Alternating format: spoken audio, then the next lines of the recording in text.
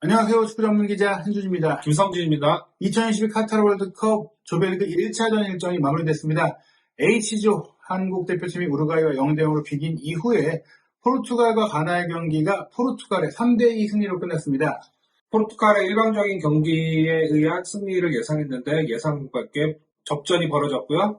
포르투갈이 3대1로 신승을 거뒀습니다. 실제로 이제 추가 시간이 이어졌을 때까지도 포르투갈의 후방이 흔들리면서 가나가 비길 수도 있었던 플레이들을 만들어냈는데 결정력에 대한 조금 아쉬운 부분들이 있었어요. 일단은 많은 골이 나온 경기였는데 우리 입장에서는 두 팀이 비기기를 바랬지만 어찌됐거나 충분히 이번 경기를 봤을 때는 해볼 만하다는 느낌이 있긴 했습니다. 기록 좀 살펴보죠.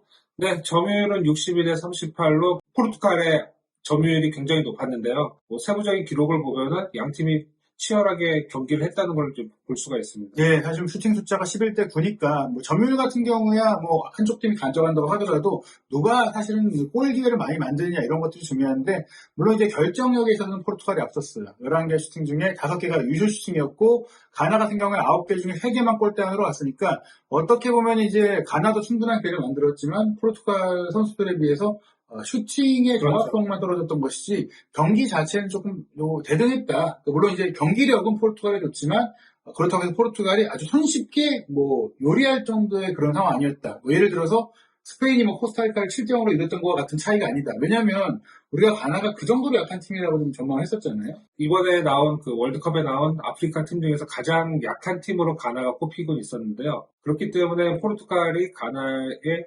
일방적인 경기를 할 것이라는 것이 대부분의 예상이었죠. 하지만 실제 경기는 가나가 포르투갈하고 대등한 경기를 했고 오히려 압도하는 모습도 보였습니다.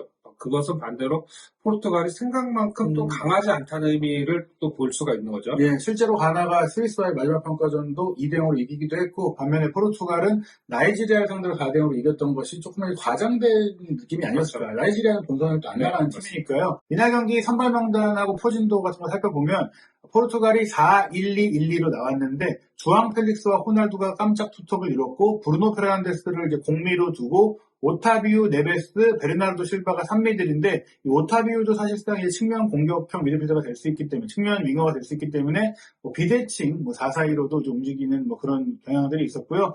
가장 좀 주목할 게 센터백이었던 것 같아요. 네, 페레이라랑 디아스가 나왔죠.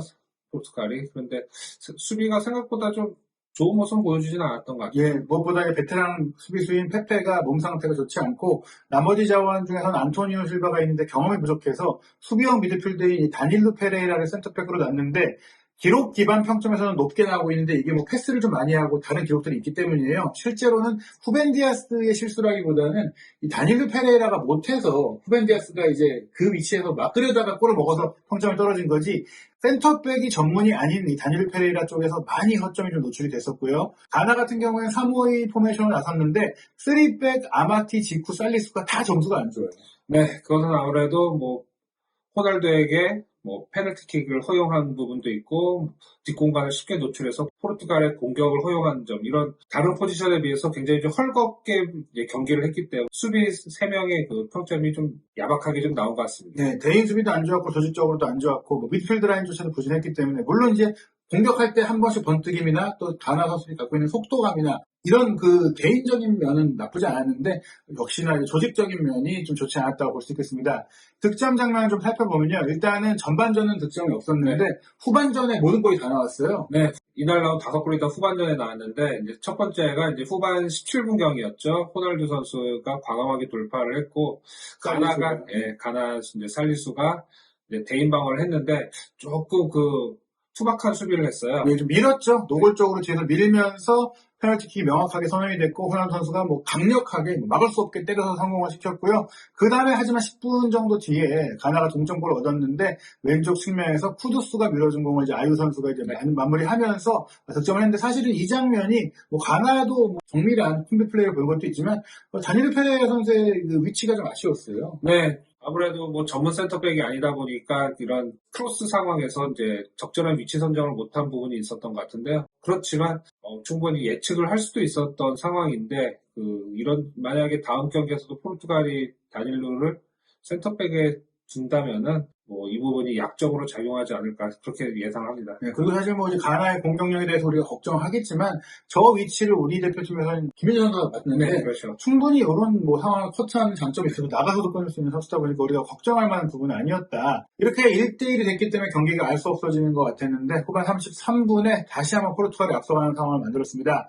브루노 페르난데스의 스루 패스가 딱 이제 주앙 페리스에게 넘어갔고 네, 그렇죠. 주앙 페리스 선수가 골키퍼 1대1 상황에서 기가 막힌 마무리 슈팅을 넣었는데 사실 페르난데스의 패스가 좋기도 했지만 이게 가나 수비가 좀 안 좋기도 했죠. 네, 가나 3백으로 나왔다 보니까 아무래도 좌우 측면의 수비에 그 허점이 발생할 수 있는데요. 포르투갈이 그런 점을 잘 이용한 것 같아요. 이제 주앙 펠릭스가 이제 3백 안쪽보다 바깥쪽으로 돌아서 이제 침투하는 이제 플레이를 펼쳤고 거기에 맞춰서 이제 브루노 페르난데스의 스루 패스가 나왔고 이 장면에서는 충분히 이제 손흥민이라든지 뭐 좌우 나상호, 황희찬 선수가 나온다면요, 뭐 이렇게 발빠른 선수들이 이런 부분을 이제 활용할 수 있는 이제 공략법이라고 볼 수 있겠습니다. 예, 지금 보시면 이제 3백의 옆, 그러니까 윙백의 뒷자리를 우리 선수들이 또 충분히 공략할 수 있으니까 우리도 가나의 3백을 이렇게 공략하면 되겠다라는 힌트를 준 장면이었고요. 그러고 나서 곧바로 한 골이 더 나왔는데 또 비슷했어요. 네, 이번에 뭐 반대로 이제 가나의 오른쪽 측면이었죠. 이제 이 부분에 그 뒷공간이 또 뚫렸고 그래서 레앙 선수의 골로 연결이 됐는데 마찬가지입니다.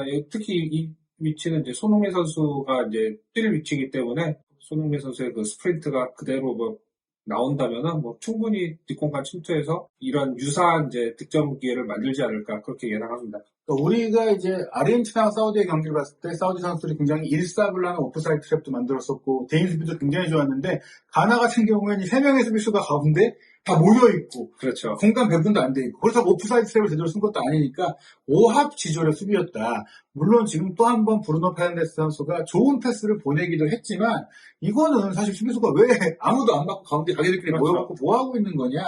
그래서 포르투갈의 공격이 아주 좋았다라기보다는 가나 수비의 허점이 또 나온 거니까 우리가 2차전에 만날 가나를 상대로는 우루과이와의 경기보다는 더 많은 이제 득점 찬스나 네, 슈팅 기회를 맞이하지 않을까 생각이 들고요. 물론 그렇다고 해서 가나를 완전히 약볼 수가 없는 게 끝까지 쫓아오더라고요. 네, 가나가 뭐 이번 경기에서는 이제 수비의 약점을 보였지만 반대로 공격은 그래도 굉장히 좋은 모습을 보였거든요. 이렇게 점수차가 이제 2골 차로 벌어졌음에도 불구하고 계속 공격을 시도하는 모습이 인상적이었는데 이런 게 이제 경기 막판에 나온 이런 추가골 장면 같은 경우에도 가나의 공격적인 능력이 어느 정도 수준이라는지 보여주는 뭐 모습입니다. 가나 선수가 워낙 빠르다는 걸 제가 여러 번 말씀드렸는데 수비 라인에서 길게 왼쪽 전방으로 그냥 뻥 찼는데 이 공도 빠르기도 빨랐는데 뒤에 있던 측면 공격수가 훨씬 빨리 가는 이 공을 확보하고 크로스 패스 올린 걸 또 한번 이제 부카리 선수가 꽁충 뛰어올라서 헤더로 마무리를 했어요. 그렇게 해서 후반 44분에 3대2가 됐고 이번 월드컵은 또 추가 시간을 많이 주기 때문에 추가 시간까지도 가나가 세 번째 골을 노릴 수도 있는 그런 흐름으로 갔었고 이 장면 같은 경우도 다니엘 선수의 수비가 아쉽긴 했어도 그래도 이 상황에서 집중력을 발휘한 헤더 슈팅은 충분히 이제 가나가 이 장면 같은 경우에 자부할 수 있고 우리도 힘과 속도로 밀고 들어올 때는 조심을 해야 됩니다. 네, 그렇죠. 뭐 가나 이런 공격을 우리가 이제 잘 대인 방어를 해야 되는데 이날 경기에 포르투갈과 달리 우리 전문 센터백들이 가운데 서기 때문에 가나의 침투라든지 크로스 공격 그런 또 부카리 선수의 이런 이제 쇄도에 의한 이제 플레이 같은 경우에도 뭐 김영권, 김민재 선수가 적절하게 대응을 하지 않을까 그렇게 생각합니다. 근데 이 골이 나오고 나서 흥미로운 장면이 있었는데 골을 넣은 부카리 선수가 호날두 선수의 트레이드 마크인 이제 호호 세레머니를 했어요. 호날두 선수가 곧바로 그 장면을 보고 조금 항의를 한 듯한 모습이 있었는데 물론 저 세레머니를 한 걸 꼭 뭐 도발이라고 느끼는 건 그렇죠. 없긴 해요. 예전에 이제 유벤투스가 한국에 왔을 때 세징야 선수가 이제 이 호흡 세레머니를 했을 때 호날두 선수가 조금 화내니까 가서 세징야 선수가 이제 아니 존경의 의미를 한 거고 내가 그렇죠. 그래서 이제 호날두 선수가 나중에 셀카를 네. 찍고 했었는데 근데 이거는 그거 아니잖아요. 존경의 의미가 아니에요. 뭐 호날두 선수를 향해서 나도 이 정도 능력이 있다라는 걸 보여주는 거죠. 그렇죠. 어떻게 보면 이제 요즘에 많은 일련의 사건들로 인해 어떻게 보면 존경을 받던 호날두 선수가 좀 많이 좀 이상이 좀 떨어지고 본인도 그런 것들에 대해 표정을 봤을 때도 분명히 아무리 그 멘탈이 좋은 선수라도 좀 짜증이 날 수 있고 그럼요. 자기 거기다 트레이드마크 자기 앞에서 따라하면은 뭐 도발로밖에 느껴질 수밖에 없죠. 이제 결국엔 호날두 선수의 이런 멘탈적인 부분들이 또 현재 첫 경기를 가나를 상대로 포르투갈이 이기긴 했어도 2차전, 3차전 특히 뭐 객관적인 전력을 지금 보더라도 가나보다는 우리와 또 우루과이가 강한 팀이니까 그런 부분들이 어떻게 보면 포르투갈에는 앞으로의 일정에 좀 안 좋게 작용할 수도 있다고 생각이 들었습니다. 이번 경기 보면서 사실은 가나에 대해서는 뭐 스위스와의 평가전 때처럼 이제 속도와 높이와 피지컬에 대한 그 부분들이 눈에 띄었고, 포르투갈에 대해서 저희가 여러 차례 수비진의 문제를 좀 지적을 드리긴 했지만 그래도 이 브루노 페르난데스의 영향력은 컸던 것 같아요. 세계 탑 클래스 수준의 뭐 미드필더답게 이런 활동량이라든지 또 포르투갈의 3골 중에 2골에 관여를 할 정도로 이런 패스의 능력이라든지 공격과 관련된 모든 부분에서는 굉장히 월등히 앞선다고 볼 수 있죠. 네, 11.65km를 뛰는 이 체력적인 부분과 2개의 어시스트, 거기다가 수비에서 미드필드로 전개하는 공의 빌드업 과정에서 23회로 이날 경기에 출전한 모든 선수 중에서 가장 큰 관여도를 보였기 때문에 이 선수의 패스를 막아야 된다. 이 선수가 패스를 제대로 못하게 압박을 해줘야 된다는 것을 느꼈는데, 하지만 우리가 우루과이와의 경기에서 벤탄쿠르나 발베르데 하는 선수 잘 막았기 때문에 그렇죠. 네. 브루노 선수도 충분히 막고 올 수 있지 않을까. 이런 경기를 봤을 때는 사실 우리가 우루과이와 했던 경기를 놓고 봤을 때 가나, 포르투갈 모두 좀 해볼만하다는 생각이 들었어요. 네, 맞습니다. 저도 대회가 시작하기 전에는 기대보다는 좀 걱정이 좀 앞섰는데 우루과이전을 굉장히 잘 마쳤기 때문에 이런 경기라면은 가나전에도 충분히 통할 것 같고요. 특히 포르투갈전 같은 경우에는 우루과이랑 똑같이 미드필드 싸움도 굉장히 중요하다고 보거든요. 그런 면에서 보면 우루과이가 포르투갈보다 미드필더 진입 못하다는 것도 아니기 때문에 우루과이전 한 것처럼 포르투갈전도 해서 하면은 브루노 선수를 봉쇄를 할 수도 있는 거고요. 또 호날두나 펠릭스 선수의 이런 움직임도 봉쇄할 수 있을 것 같습니다. 물론 이제 그것보다는 이제 가나전을 잘 치르는 것이 더 중요하겠죠. 무엇보다 오늘 이제 H조의 두 경기를 봤을 때 제가 느낀 거는 우루과이와 대한민국의 경기는 골이 없었고 포르투갈과 가나의 경기는 골이 많이 나왔잖아요. 특히 이제 사실 월드컵에서는 골을 많이 넣는 것도 중요하긴 하지만 포르투갈과 가나가 골을 많이 넣을 수 있었던 이유가 포르투갈이 공격을 잘하고 가나가 공격을 잘하기보다는 두 팀 모두 수비가 좀 엉망진창 아니냐. 그렇죠. 반대로 우루과이와 한국은 둘 다 공격력이 부족해서 골을 못 넣은 게 아니라 수비를 잘 됐죠. 수비를 잘한 거잖아요. 결국에는 수비가 좋은 한국과 우루과이가 2차전, 3차전에서 각각 포르투갈과 가나를 상대로 이길 가능성이 충분히 있지 않을까 생각이 들어요. 맞습니다. 공격을 못했던 것이 아니기 때문에 이런 우루과이전 때 보여줬던 이런 공격 전개 과정이 가나와 포르투갈전에서 잘 나온다면은 충분히 골도 넣을 수 있을 것 같고요. 어떻게 보면은 포르투갈 가나가 조별리그에서 탈락하는 일이 벌어질 수도 있을 것 같아요. 네, 대진 일정을 보면은 11월 28일 월요일 밤 10시에 한국과 가나가 H조 2차전을 먼저 하고요. 그리고 11월 29일 화요일 새벽 4시에 포르투갈과 우루과이가 이제 경기를 하는데, 만약에 이제 시나리오를 짜보면 한국이 가나를 이기면 이제 1승 1무가 되고, 우루과이가 포르투갈을 이기면 또 1승 1무가 되고, 포르투갈이 1승 1패가 되면서 3위로 내려가게 되잖아요. 그리고 가나는 2패가 되면서 최하위가 되는데, 이때 마지막 라운드에서 우루과이가 또 가나를 잡을 경우에는 2승 1무가 되고, 우리가 포르투갈을 상대로 비기기만 해도 뭔가 이제 우루과이가 포르투갈을 잡았을 경우에는 우리는 그럼 1승 2무로 그렇죠. 올라갈 수 있는 상황이 되고 포르투갈이 탈락하는 상황이 네, 되죠. 맞습니다. 그렇기 때문에 가나전 당연히 승리를 해야 될 것 같고 우루과이가 포르투갈을 상대로 어떤 경기를 펼칠지에 대한 그런 것도 잘 지켜봐야 될 것 같습니다. 네, 이번에 경기를 봤을 때 충분히 느꼈던 것은 16강 해볼만 하다 느낌이었는데요.